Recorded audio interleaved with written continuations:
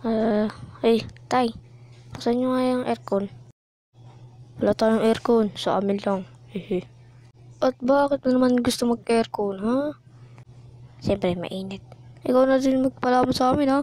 Ha? Ba? Ako pa. Ha?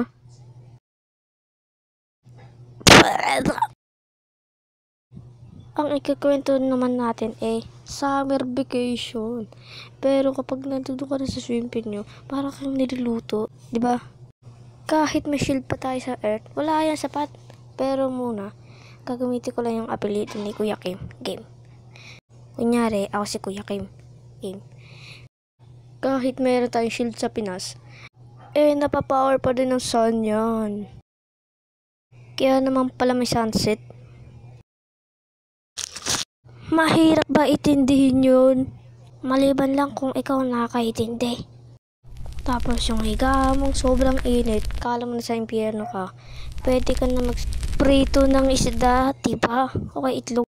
Ito yung pinaka-favorites natin mga Pilipinas. Kung maliban lang kung ikaw rich kid, kung ayaw mo mag-milk tea, kape yan. Ewan ko sa inyo kung ayaw nyo magkape. Yung ate ko kasi hindi willing sa magkape. Kaming lahat, magwilig sa kape. Ano ibig sabihin nung ba't ayaw nang magkape ng ate mo? Kada inom niya daw kasi ng kape, sumasakit yan niya. Okay? Pati pa nga yung bahay niyo, muntik na masunog. Pero habang si Haring Araw nagkatuon. Natin ikwento yung swimming pool moments. May remembrance nga pala.